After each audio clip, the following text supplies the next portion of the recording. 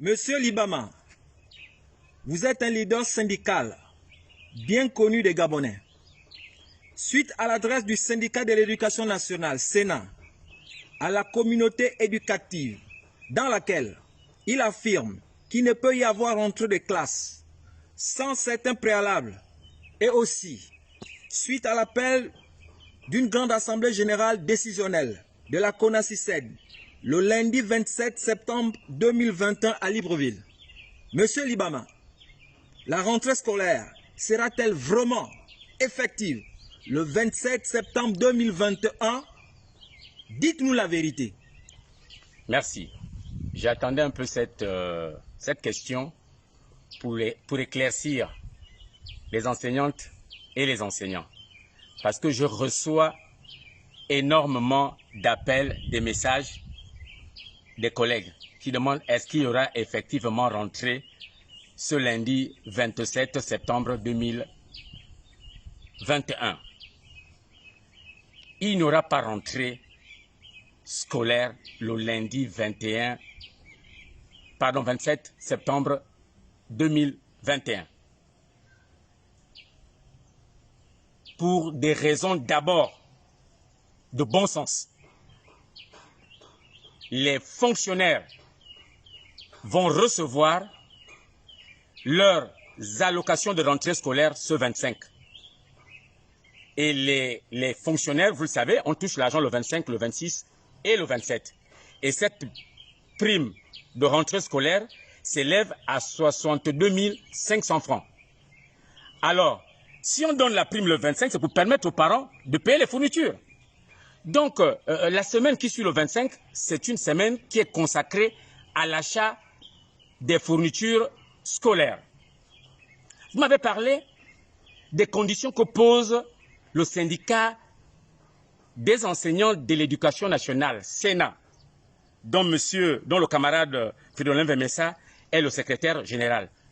Donc, les conditions que pose le syndicat de l'éducation nationale au ministère de l'éducation nationale, nous savons tous que le gouvernement gabonais ne pourra pas accéder à ces conditions à la date du 27 septembre 2021. Donc, il n'y a pas rentrée.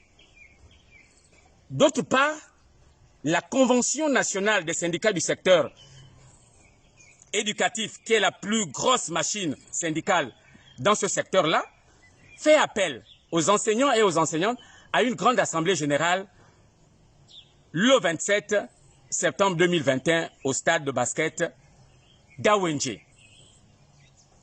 Les enseignants que nous sommes, nous nous plaignons dans les bars, dans les bistrots, dans nos maisons, dans nos campagnes, dans les maquis, dans la rue, dans les marchés, du non-paiement des rappels, du non-reclassement, de la non-organisation des examens du concours d'entrée à l'ENS et dans les écoles normales des instituteurs. Nous nous plaignons que les chefs d'établissement jusqu'à présent n'ont pas les textes. Ils travaillent en toute illégalité. Nous nous plaignons de toutes les situations administratives et financières. Mais je pose la question, chers collègues, qu'avions-nous fait pour que le gouvernement nous paye ce qu'il nous doit? Qu'avions-nous fait exactement? Parce que si nous ne faisons rien, il faut comprendre que nous n'allons rien obtenir. Parce qu'aujourd'hui, le gouvernement, ce qui préoccupe le gouvernement, c'est les questions de vacances de pouvoir, c'est les questions de succession, c'est les questions des élections. Le Premier ministre actuel est atteint de surdité sociale. Elle pense qu'on peut diriger un pays, on peut gouverner un pays sans les corps intermédiaires. Depuis que le Premier ministre est arrivé, elle n'a jamais reçu les centrales syndicales, les organisations syndicales. Parce que le dialogue social au niveau du Premier ministre, ça se fait avec les organisations qu'on appelle les centrales syndicales. Donc cette dame, elle n'a que foutre des élus, des travailleuses et des travailleurs que nous sommes. La rentrée ne peut pas avoir lieu. Pour la simple raison que aujourd'hui le pays est en train de faire face à un variant du coronavirus qu'on appelle Delta. Un variant plus dangereux, plus destructeur, plus mortel. Et ce variant arrive au moment où il y a un relâchement sur l'ensemble du pays. Quand vous allez dans les magasins, quand vous allez dans les pharmacies, quand vous allez dans les églises, quand vous allez partout, vous allez voir que le port du masque, le respect de la distanciation physique, la présence de gel hydroalcoolique, des marquages et autres, ça n'existe pas. Nous sommes à une semaine de la rentrée scolaire. Il n'y a aucun dispositif sanitaire dans nos établissements, alors que Delta est en train de faire des ravages. Si, chers collègues, si vous vous en foutez de vos rappels, vous vous en foutez des avancements des reclassements, vous vous en foutez de la carrière, est-ce que vous vous en foutez aussi de votre santé? Parce que c'est une question de vie ou de mort. Nous avons vu quand même le gouvernement faire semblant lors de l'organisation du bac. On avait pris quand même un certain nombre de mesures en équipant nos établissements de cubiteurs, de masques, de gel hydroalcoolique, le respect des mesures de distanciation. Maintenant, tout ceci est tombé.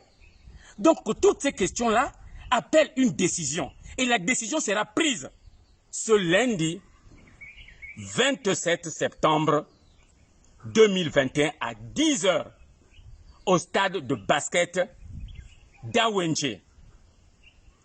Depuis 10 ans, je dirais même plus de 10 ans, les prédateurs de ce pays tuent l'école gabonaise. Ils sont comme des panthères vifs à tuer notre école. Leurs valets nous endorment. Personne, je dis bien, le gouvernement aujourd'hui est préoccupé par autre chose que l'avenir de ce pays. Nous avons eu l'année dernière toute une promotion de bacheliers qui est encore une promotion assise à la maison. D'autres sont arrivés. Voilà des questions auxquelles nous sommes en train de nous poser. C'est pourquoi nous devions travailler dans le sens de la convergence des luttes.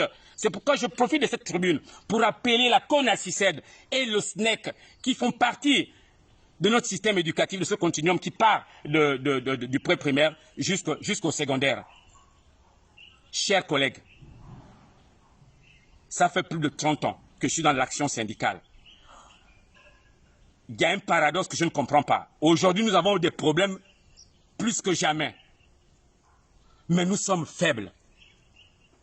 Nous ne sommes pas organisés. On ne se lève plus. Nous n'allons rien obtenir si nous ne faisons pas peur au gouvernement. Nous n'allons rien obtenir si nous continuons à pleurnicher dans les bars, à pleurnicher dans les salles de classe, à pleurnicher dans les bistrots, à faire du Congo, à être dans les réseaux sociaux. Nous n'aurons absolument rien du tout. Parce que ce que vous avez dans vos bulletins, nous n'avons pu obtenir que grâce à la construction du rapport de force. Notre stratégie est claire. C'est l'articulation permanente. Rapport de force, négociation. Donc, je vous invite à venir décider ensemble de notre avenir à tous. Parce que si on ne fait rien aujourd'hui, nos gouvernants vont prendre cet argent-là pour faire autre chose. Aux chefs d'établissement, arrêtez de jouer aux gens qui nous méprisent tous. Parce que hier, vous étiez des privilégiés. Aujourd'hui, vous êtes nommés. Vous n'avez pas de budget dans les établissements. Vous n'avez pas de textes. Vous n'avez pas de primes pour les fonctions qui vous occupent. Vous devez faire corps avec nous. Parce que si vous continuez à vous comporter comme vous vous comportez, ça veut dire que vous vous accrochez à ces 10 000 francs d'inscription, à ces 15 000 francs d'inscription, à l'APE qui sert à tout, sauf aux élèves. Donc l'heure est grave. Et c'est maintenant que nous devons agir. Donc tous, comme un seul homme, à l'AG. Pour ceux qui ne peuvent pas se rendre à l'AG, vous avez la page Facebook de la dynamique unitaire. Vous avez aussi ma page officielle pour dire ce que vous pensez sur la situation de l'école gabonaise. Je vous dis, notre force, c'est notre nombre.